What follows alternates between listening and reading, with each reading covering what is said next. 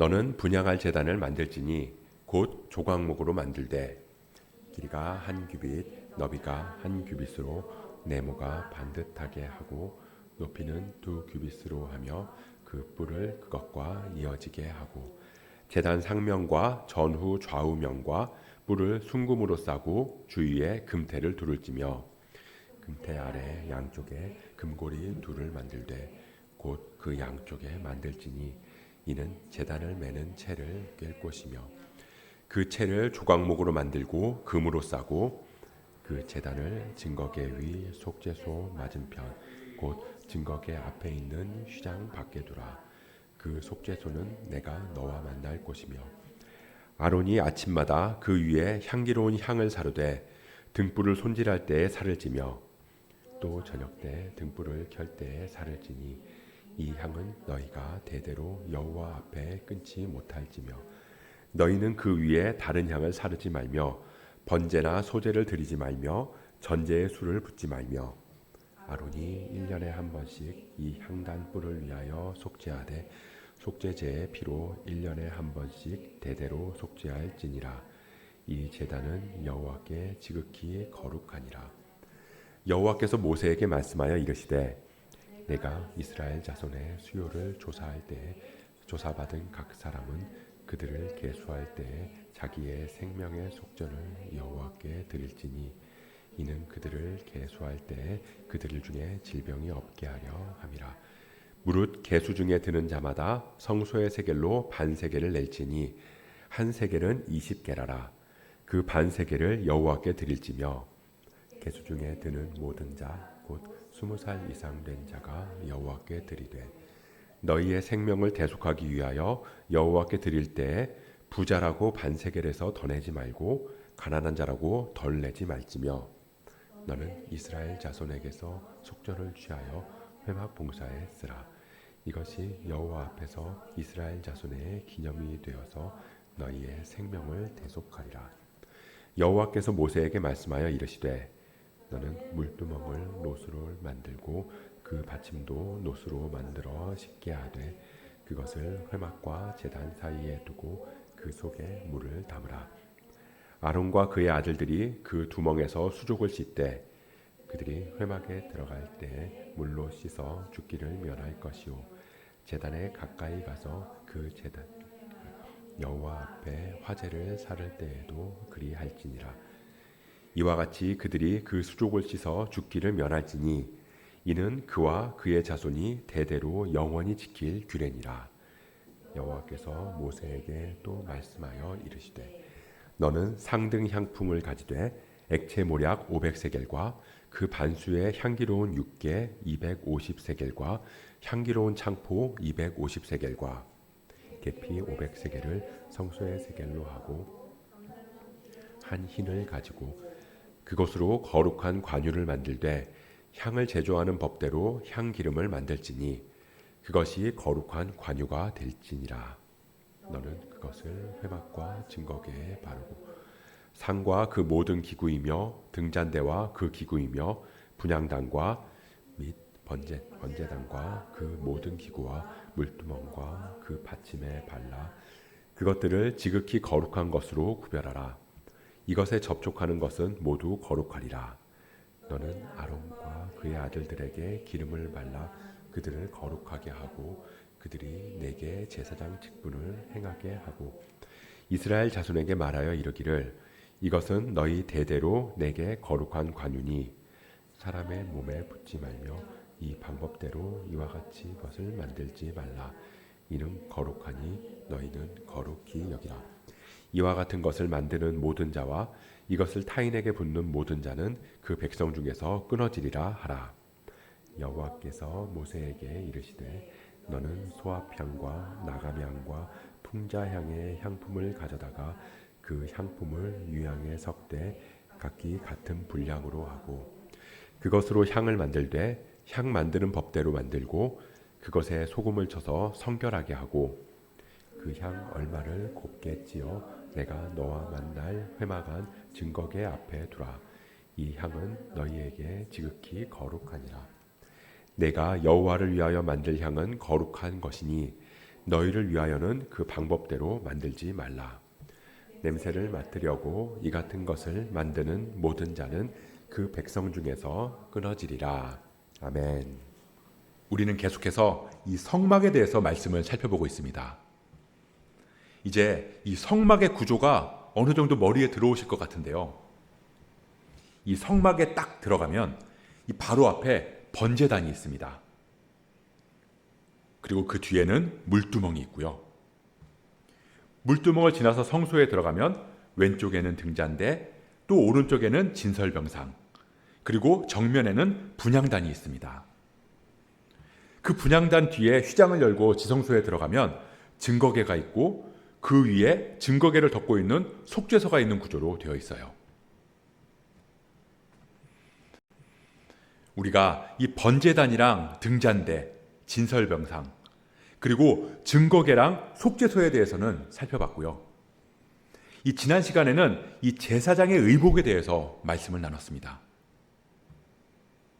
그리고 오늘은 그 중에서 살펴보지 못한 분향단, 물두멍, 그리고 관유랑 향, 속전, 그것들에 대한 말씀을 나누겠습니다. 이 순서가 분향단, 속전, 물두멍, 관유, 향, 이런 순서로 말씀하고 계시는데요. 이 성전의 기구들에 대한 말씀을 통해서 이 성막, 성전된 우리의 신앙생활이 어떠해야 하는지에 대해서 생각해보고 돌아보는 시간이 됐으면 좋겠습니다. 저는 이 해외여행을 가본 적이 거의 없거든요. 이 청년 때 일본을 한번 가본 적이 있고요. 그 다음에는 이 신혼여행으로 이 발리를 가본 게 전부예요. 근데 이 여행을 많이 다니는 분들의 이야기를 들어보면 이 각 나라마다 이 특유의 냄새가 있다고 하더라고요. 뭐 어느 나라에 가면 딱 가면 향신료 냄새 같은 게 이 강하게 난다고 하기도 하고요. 또 어느 나라는 뭐 간장 냄새 같은 뭐 그런 냄새가 나기도 한다고 하더라고요. 그리고 외국 사람은 이 우리나라에 오면 이 마늘 냄새가 그렇게 난다고 말하는데, 뭐 저는 계속 한국에 살아서 그런지 뭐 어딜 가도 뭐 크게 그 마늘 냄새가 난다 그렇게 느낀 적이 거의 없거든요. 아마 이 각 나라마다 온도나 습도 그런 것들도 다 다르고, 무엇보다 뭘 먹고 어떤 방식으로 살아가는지에 대한 차이가 이 냄새라고 하는 그 특징으로 나타나는 게 아닌가 싶어요. 그래서 이 같은 장소에서 같은 방식으로 살아가는 사람들끼리는 전혀 모르는데, 이 다른 곳에서 다른 방식으로 살던 사람들은 그걸 딱 아는 거겠죠. 그럼 우리는 다른 사람들한테 어떤 냄새, 뭐 냄새라고 그러면 조금 부정적인 느낌인데 어떤 향기가 날까요? 이 오늘 본문 30장 1절부터 10절의 말씀은 이 분향단에 대한 말씀인데요. 이 분향단에서는 크게 두 가지를 볼 수 있습니다. 위치랑 역할. 이 하나님께서는 이 분향단을 어디에 놓으라고 말씀하시냐면요, 이 6절 말씀인데요. 그 제단을 증거궤 위 속죄소 맞은편, 곧 증거궤 앞에 있는 휘장 밖에 두라. 증거궤 위 속죄소 맞은편. 이 성소랑 지성소가 이 휘장으로 나뉘어져 있는데 이 휘장을 걷어낸다면 속죄소를 마주하고 있는 위치, 그러니까 지성소 바로 앞에 놓으라는 거예요. 속죄소, 내가 너와 만날 곳, 그곳에서 가장 가까운 곳에 분향단이 위치한다는 거죠. 그리고 그 분향단에서 7절 8절 말씀을 보면 아론이 아침마다 그 위에 향기로운 향을 사르되 등불을 손질할 때에 살을 찌며 또 저녁 때 등불을 켤 때에 살을 찌니 이 향은 너희가 대대로 여호와 앞에 끊지 못할지며. 그러니까 아침 저녁마다 향을 피울 건데 그 향이 절대로 끊어지지 않게 해라. 그렇게 말씀하시는 거예요. 이 분향단에 향을 계속 피우면 그 향이 그래서 끊이지 않는다면 그러면 성소 안은 어떨까요? 네, 연기로 가득했겠죠. 그럼 이 연기가 어떤 역할을 하냐? 크게 두 가지를 볼 수 있는데요. 먼저는 이 하나님 앞으로 나아갈 때 이 죄를 가리는 역할을 한다는 겁니다. 왜 우리가 이 연기가 자욱한 데 있으면 이 앞에 있는 사람이 선명하게 보이지 않잖아요. 그 사람이 어떤 옷을 입고 있고 또 어떤 모습을 하고 있는지 희미하게만 보인다는 거죠. 마찬가지로 대제사장이 지성소, 이 속죄소, 하나님의 임재 앞으로 나아갈 때 이 연기가 대제사장의 죄를 가리는 역할을 한다는 겁니다. 이 향기로운 향으로 인간의 죄와 연약함을 가리는 거라고 할 수 있는 거예요. 그리고 또 하나는 이 향이 기도를 하나님 앞으로 올려드리는 역할을 한다는 겁니다. 우리 시편 141편 2절 말씀을 볼까요? 우리 같이 한번 읽어보겠습니다. 시작. 나의 기도가 주의 앞에 분향함과 같이 되며 나의 손드는 것이 저녁 제사같이 되게 하소서. 이 다윗이 자신의 기도가 주님 앞에 분향하는 것 같이 하나님 앞에 올려지기를 기도하고 있습니다. 이번에는 누가복음 1장 8절부터 11절 말씀을 보면요. 마침 사가랴가 그 반열의 제 차례대로 하나님 앞에서 제사장의 직무를 행할세 제사장의 전례를 따라 제비를 뽑아 주의 성전에 들어가 분향하고 모든 백성은 그 분향하는 시간에 밖에서 기도하더니 주의 사자가 그에게 나타나 향단 우편에 선지라. 이 제사장 사가랴가 성소에서 분향할 때 모든 백성이 그 시간에 밖에서 함께 기도하고 있었고 주의 사자가 그 향단 앞에 서 있었다. 즉 사가랴가 피우는 향과 백성들의 기도를 연관지어서 말씀하고 있다는 거예요. 그럼 이번에는 계시록 8장 말씀을 볼까요? 계시록 8장 3절부터 4절 말씀. 또 다른 천사가 와서 제단 곁에 서서 금 향료를 가지고 많은 향을 받았으니 이는 모든 성도의 기도와 합하여 보좌 앞 금 제단에 드리고자 함이라. 향연이 성도의 기도와 함께 천사의 손으로부터 하나님 앞으로 올라가는지라. 천사가 이 향로에 향을 받았는데 그 향에 성도의 기도가 합해져서 하나님 앞으로 올라간다는 거죠. 분향단이 내가 너와 만날 곳이라고 말씀하신 그 속죄소랑 가장 가까이에 있으면서 그 기도를 하나님 앞으로 함께 올려드리는 역할을 하는 것처럼 성소된 우리 안에 무엇이 있어야 하냐면요. 하나님의 임재랑 성령의 도우심이 있어야 한다는 겁니다. 로마서 8장 26절 말씀. 이와 같이 성령도 우리의 연약함을 도우시나니 우리는 마땅히 기도할 바를 알지 못하나 오직 성령이 말할 수 없는 탄식으로 우리를 위하여 친히 간구하시느니라. 우리의 기도를 누가 도우신다고요? 성령님. 성령님이 우리의 기도를 말할 수 없는 탄식으로 하나님 앞으로 가져가서 간구하신다는 거예요.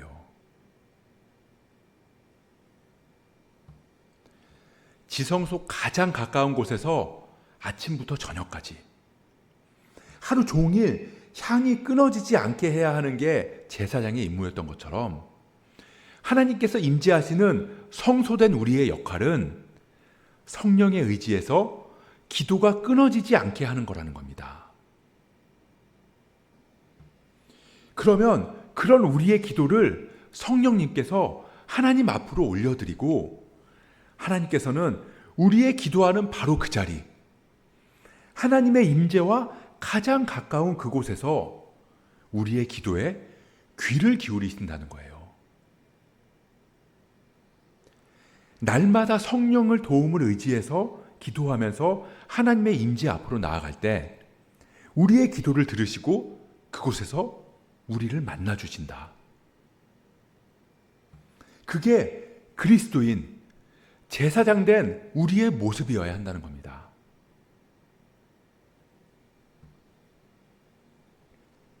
그럼 하나님께서는 그래, 너희가 한번 열심히 기도하면서 하나님의 일만 구해봐라, 그렇게 말씀하시면서 그냥 우리를 놔두실까요? 아니요. 하나님께서는 그게 우리의 힘으로 안 된다는 걸 아세요. 예수님께서 겟세마네 동산에서 기도하러 가실 때 이 베드로랑 야고보랑 요한을 데리고 가셔서 기도를 부탁하셨잖아요. 너희는 여기서 기도해라. 근데 갔다 와서 보니까 제자들이 자고 있는 거죠. 너희는 1시간도 깨어 있을 수 없더냐? 마음에는 원이로되 육신이 약하구나. 우리의 육신의 힘으로는 그게 어렵다는 겁니다. 근데 우리가 육신의 자녀가 아니라 하나님의 자녀가 되면 그 힘으로 기도하면서 하나님 앞으로 나아갈 수 있는 거예요. 오늘 본문 16절 말씀을 보겠습니다. 너는 이스라엘 자손에게 속전을 취하여 회막 봉사에 쓰라. 이것이 여호와 앞에서 이스라엘 자손의 기념이 되어서 너희의 생명을 대속하리라. 이스라엘 백성들은 그 수요를 계수할 때 생명의 속전을 내야 한다고 말씀하시는데요. 그러니까 하나님의 백성으로 셈을 받으려면 그 생명값을 지불해야 한다는 거예요. 다시 말하면 우리가 하나님의 자녀로 택함받아서 그 수요에 들기 위해서는 반드시 그 생명값을 지불해야 한다는 겁니다. 근데 그 값은 성소의 세겔로 반세겔. 부자라고 더 내지 말고 가난한 자라고 덜 내지도 마라. 생명값은 누구나 동일하다. 그 생명값을 지불하면 그 생명값을 속전으로 취해서 회막봉사, 향을 피우고 제사장으로서의 직무를 감당할 수 있다는 거죠. 근데 이스라엘 백성들은 매번 생명값, 속전을 내야 됐어요. 그럼에도 온전해지지 않았습니다. 그런데 우리는 하나님의 자녀로 셈해지는 그 대가, 그 생명값을 성소의 세겔이 아닌 그리스도의 피로 지불하게 하셨다는 거예요.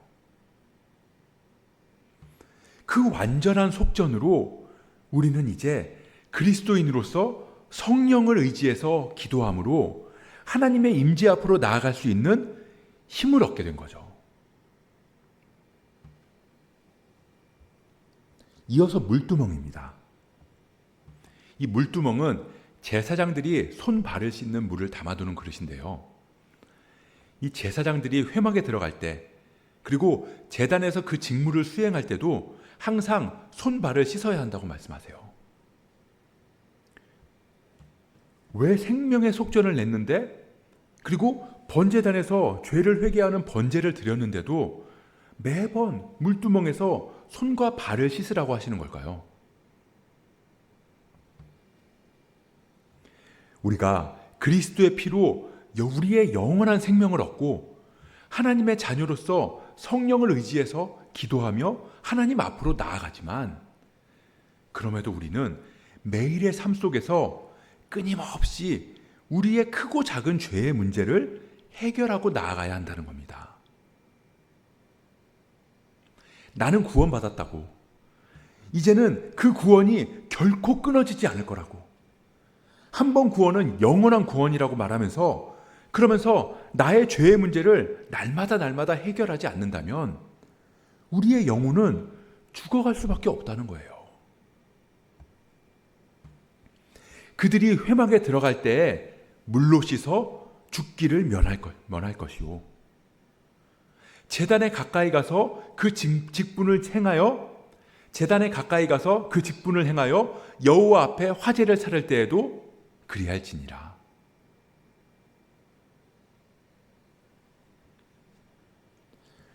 그렇게 하나님께서 임재하시는 성전된 우리는 그리스도의 피로 생명값을 지불하고 그 속전에 의지해서 하나님의 자녀로서 성령을 붙들고 기도하며 하나님 앞으로 나아가야 한다.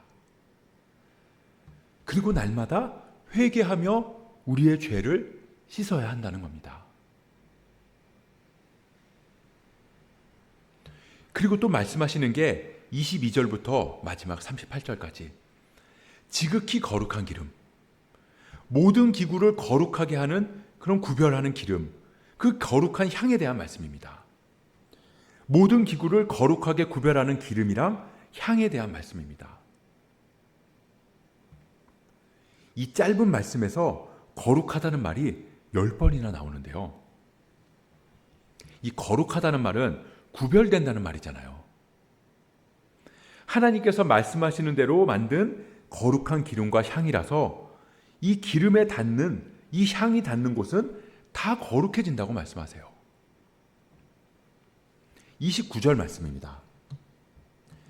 그것들을 지극히 거룩한 것으로 구별하라. 이것에 접촉하는 것은 모두 거룩하리라. 근데 여기서 우리가 생각해 볼 건 무엇이 무엇을 거룩하게 하느냐 하는 겁니다. 무엇이 무엇을 거룩하게 하느냐. 이 거룩한 기름에 닿는 모든 기구는 거룩해진다고 하셨는데 이 33절에 보면 이 같은 것을 만드는 모든 자와 이것을 타인에게 붓는 모든 자는 백성 중에서 끊어질 거다. 그렇게 말씀하신다는 거예요. 무슨 말이냐면 분명히 하나님께서 말씀하신 대로 만들어서 거룩한 기름이니까 그래서 그 기름에 닿는 모든 건 거룩해진다고 했는데 그럼 이 기름에 닿는 모든 사람들도 다 거룩해지는 게 맞잖아요. 근데 분명히 거룩한 기름에 닿았는데 거룩해지는 게 아니라 백성 중에서 끊어진다. 즉 부정해진다는 거죠. 향도 마찬가지예요. 이 향은 너희에게 지극히 거룩하니라. 근데 냄새를 맡으려고 이 같은 것을 만드는 모든 자는 그 백성 중에서 끊어지리라. 뭘 말씀하시는 걸까요? 거룩이 외적인 행위나 방식에 있지 않다는 겁니다. 하나님께서 너희 죄를 씻기 위해서 제사하라고 하셨는데 그래서 말씀하신 방식대로 그 방식에 따라서 제사한다고 해서 그 제사가 다 온전한 제사가 되는 건 아니라는 거예요. 분명히 방식은 거룩한데 그 목적이 뭐냐에 따라서 그러니까 그 속마음이 어떠냐에 따라서 거룩한 게 거룩해질 수도 있고 가증스러워질 수도 있다는 거죠. 그래서 우리는 항상 그 부분을 민감하게 반응하고 점검해야 한다는 거예요. 우리가 하나님을 만나고 그리스도의 공로로 하나님의 자녀가 됐지만 그래서 우리는 하나님께 기도하고 찬양하고 예배하지만 내가 여호와를 위하여 만들 향은 거룩한 것이니 너희를 위하여는 그 방법대로 만들지 말라. 그 모든 것들이 나를 위한 일, 나의 만족을 위해서, 나의 욕심을 위해서, 나의 목적을 위해서 사용돼서는 안 된다는 겁니다.